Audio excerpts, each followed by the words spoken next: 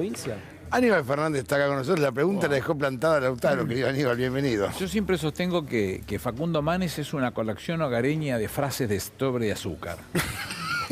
Con lo cual no es otra cosa más de lo que se ha dicho esto. Sí, están utilizando las bases de datos y lo que más bronca da es que son las bases de datos de la vacunación. Yo lo he subido también a Twitter.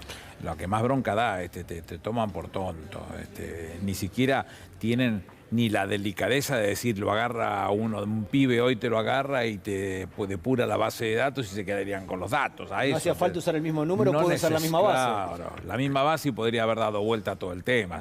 Son sinvergüenzas por naturaleza, es una cosa impresionante. Ahora, digo, no es peligroso el camino que está utilizando un sector del periodismo, me refiero a intentar instalar la antipolítica en la calle. Yo lo escuchaba a Milei cuando decía, voy a quemar el Banco Central, y un grupo de jóvenes que lo aplaudía, y me parece hasta preocupante. A ver, que un joven tenga al comienzo de su pensamiento, de su visión política, algún gesto revolucionario es casi auspicioso, digamos. Estamos viendo una cosa distinta ahora, estamos viendo que quienes eran los tributarios del contenido, que normalmente era el progresismo, eso le han dejado lugar a la derecha. La derecha es la tributaria del contenido, del sentido. Y de la misma manera es la tributaria de la...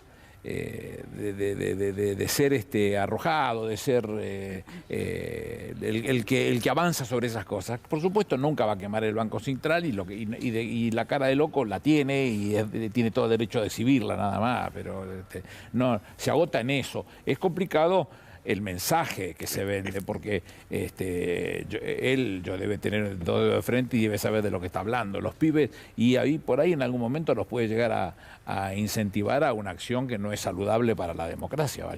Cero saludable. Hoy hablábamos también, mostrábamos, desde ayer, ¿no? Hay varios cortes de calle, varios reclamos, piquetes, y yo destacaba una de las frases que dijo en las últimas horas Randazzo, ¿no? Dijo, dejen de joderle la vida a los laburantes, ¿no? ¿Cuál es tu posición sobre el reclamo callejero? Cuando se produjo la toma del Indoamericano, lo recibimos Randazzo y yo a Macri. Y Macri entró con ese gesto asqueroso que tiene, diciendo, no, si ustedes denme la policía que yo lo saco.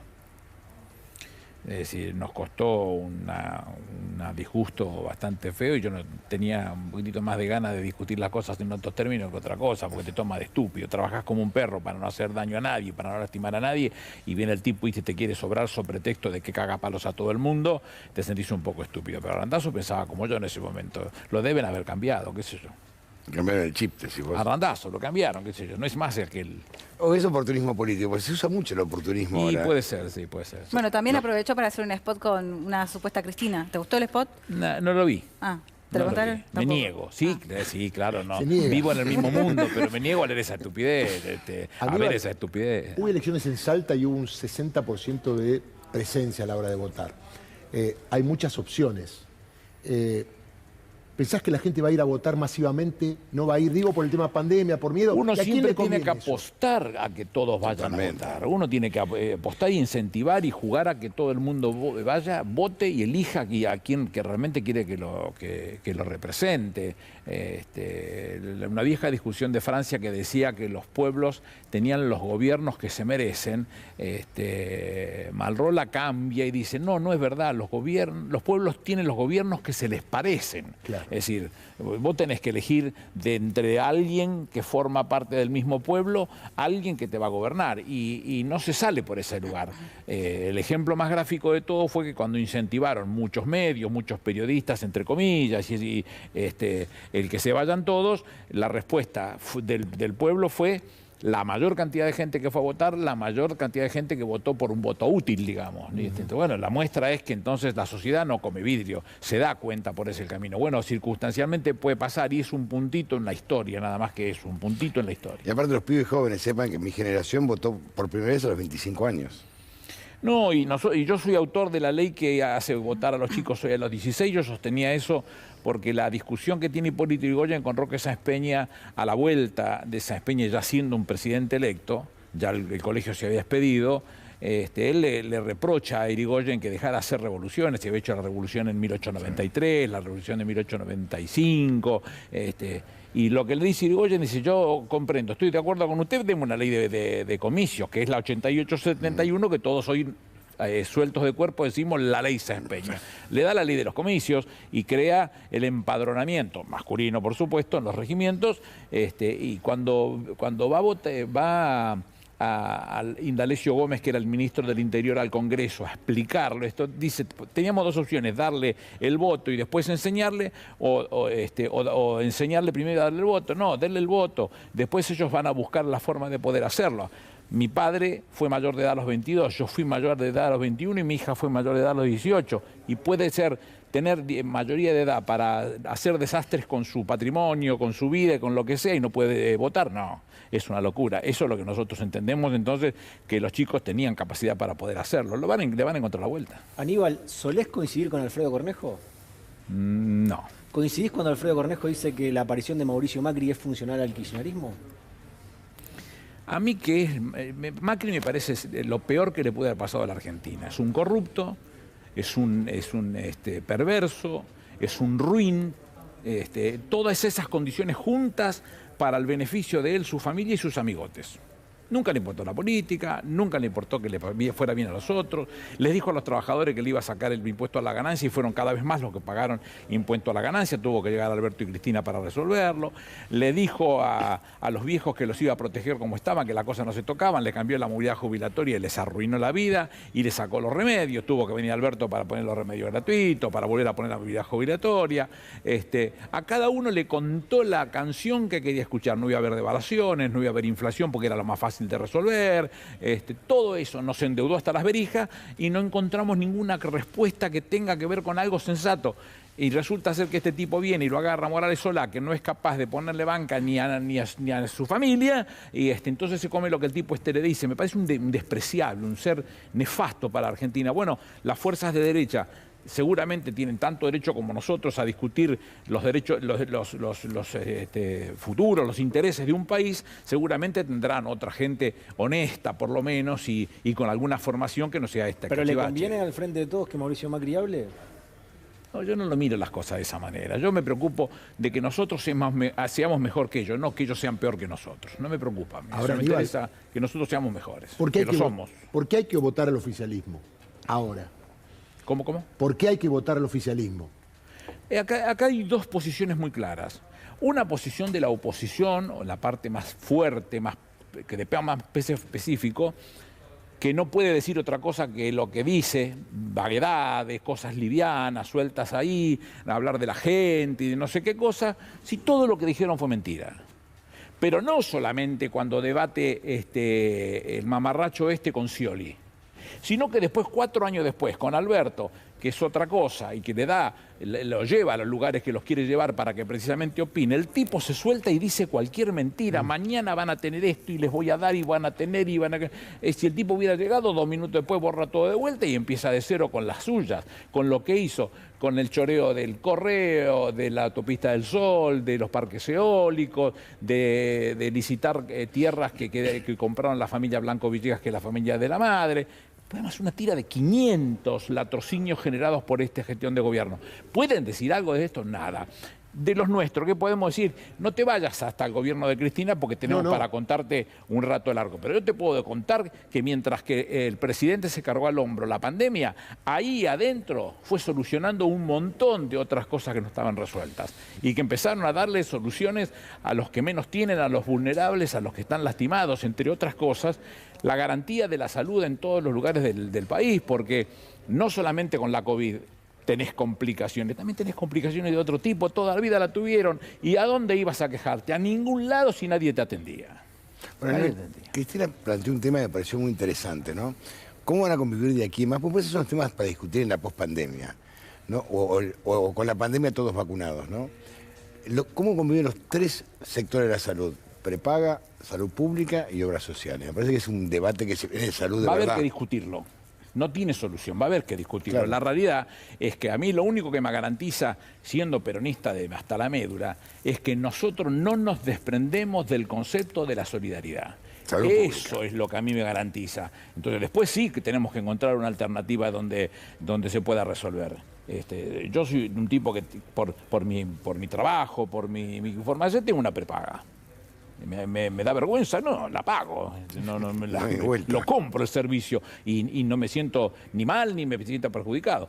Pero el que no lo tiene, ¿cómo lo resuelve? Lo tiene que resolver con una obra social que le garantice todos los elementos. Si yo lo puedo pagar, lo debo pagar. El que no lo tiene que tener por parte del Estado, porque esa solidaridad se grafica con los gestos, con que vos vayas a un hospital con tu hijo, con tu mujer, por tu sí solo, con tus padres, con quien sea, y que te esté esperando alguien, que te atienden con la buena leche de siempre y con soluciones efectivas. ¿Y vos Además, estás de se vio acuerdo? mucho en pandemia eso. Quiero también. preguntarte si vos Sí, estás claro. de acuerdo también con esta última medida que se tomó al respecto de las obras sociales, de que el trabajador que ingresa en un nuevo empleo tiene que permanecer durante un año en la obra social sindical que le corresponde de acuerdo a su gremio. Todas no las obras sociales, pero sí las prepagas tienen ese retiro, ese periodo de retiro que es el que garantiza que uno no se asocie como para inmediatamente tener que hacerle gastos que desbalancee lo que significa La carencia, el ingreso. sería. Exacto. El retiro, la carencia, como se le quiera llamar. En las obras sociales nunca sucedió, así que vos te incorporás y te incorporás a una tarea que tiene una obra social. Y tu obra social te atiende desde el mismo momento en el que entraste. Bueno, eso va a estar garantizado. Aníbal, Cristina habló, obviamente sí, la escuchaste, respecto de por qué Algunas veces. ella es peronista y que no sabe por qué los otros votan a otros. A mí me pareció muy interesante porque el tema es, ¿por qué crees que con todo esto que hizo Macri, con todo lo que se vio, hay grupos de gente que lo apoya? Pero yo lo conté eso, no lo apoyan a Macri, error. Por eso, Está ahí voy. confundido, no es así. Es un modelo. Cuando Juan Perón llegó a la Argentina sacó 62% de los votos, el 38% no lo votó.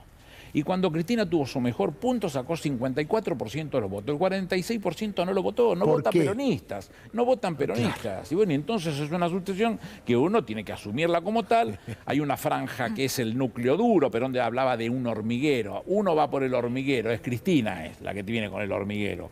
Y el otro hormiga por hormiga. Hay que ir caminando hormiga por hormiga para cumplir con el objetivo. Hay una franja gris que tiene que ser la de la discusión, en donde uno imponga las propuestas políticas que tiene, tratando de concitar la atención de ese electorado en particular. Bueno, tendremos que trabajar para esa situación y mostrar que lo que tenemos nosotros para decir es mucho y que cumplimos con cada una de las cosas que se fueron diciendo. Cumplimos. No es esto de este corrupto que no cumplió con nada, les mintió a todo. Bueno, si quieren votarlo, votenlo. Pero aparte también entenderme, me parece que se discuten dos modelos distintos. Totalmente. Dos modelos de país. El cínico hablando con Morales Solá, hablaba del tema de la justicia. Lo que pasó hoy con el fiscal Colombo, ¿se llama? Marcelo Colombo. Me parece un espanto eso. Creo que no conoce absolutamente nada de derecho internacional y que debería haber llamado a un perito que lo opinara. Entonces, voy a hacer un comentario, perdón por la autorreferencia, venía bárbaro hasta acá. Se hizo me invitaron a dar un Zoom ayer, junto con otros dos expositores. Uno es Ricardo Gilavedra, el otro es el excomisario Fuensalida, responsable de Interpol. Se llama Plural High, que es una parte de la colectividad judía que tiene una plataforma para debates y para discutir estas cosas. ¿De qué fuimos a hablar? De las alertas rojas. Entonces habló primero el comisario Fuensalida, después me tocó a mí y yo les explicaba cómo fue cuando se caen las alertas rojas porque se cae el juicio con Galeano. Sí, me acuerdo. Entonces les cuento, y a mí me llama el presidente Kirchner, estaba reunido en su despacho con Luis Greenwald, que estaba viéndome en ese momento. Aquí está, así que no me va a dejar mentir. Entonces en ese momento me preguntaron cómo es que estábamos haciendo nosotros y que teníamos todo analizado, le dije al presidente. ¿Y cómo se resuelve este tema? La única forma que yo le encuentro es ir a hablar con cada uno por uno de los responsables del board de Interpol. Uno por uno hay que ir a hablar a los responsables. Lo charlamos, lo dibujamos, lo pensamos. La Embajada de los Estados Unidos nos dio una mano en ese momento. Luis Greenwald, por sus contactos y por los contactos del Estado de Israel, tomó contacto con Tzipi Livni, formaba parte de la Internacional Socialista. Hubo países a los que ella pudo darnos una mano también, y otra parte que hicimos nosotros. ¿Cómo salió la votación en el board? 18-0. Después fue la discusión en Lyon, donde es la sede de Interpol. Ganamos la discusión y después fue la asamblea en Marrakech. Ganamos 8-1, 9-1 la relación de votos que sacamos en ese momento. Así se conquistaron nuevamente las alertas rojas. ¿Por qué pongo esto? Y porque lo que este señor dice es que no están dadas las condiciones. Señor, no hay acuerdo. Nadie le enseñó que no hay acuerdo. Porque la presidenta ejerció un derecho que le da la Constitución en su artículo 99, inciso 11. Puede firmar convenios con otros estados soberanos. Punto, lo firmó. ¿Cómo se perfecciona? Y una de las partes para perfeccionarlo es que vaya al Congreso y que las cámaras lo voten. Lo votamos, porque yo era senador de la Nación en ese momento, lo voté y lo debería votar 100 veces. Porque era la única posibilidad que teníamos de que entendiéndose como corresponde, si no, no se hubiese avanzado más con eso, era que se pudiera tomar las indagatorias en Teherán con un juez argentino, con un fiscal argentino, con legislación argentina. Después de esta situación, ¿qué otra cosa teníamos más para discutir? Y una vez que está perfeccionado en los dos países, claro, nunca lo votó Irán, este acuerdo, después de avanzar con ese tema, tienen que ir los dos países para que definitivamente se perfeccione a Naciones Unidas para que Naciones Unidas tome cartas en el asunto y conozca que ahora sí hay un acuerdo entre dos países. Nunca sucedió eso. Se habla de un grupo que va a estar conformado por juristas propuestos por ambas partes que van a hablar, van a sacar decisiones que no son vinculantes. ¿Qué dice puntualmente el acuerdo?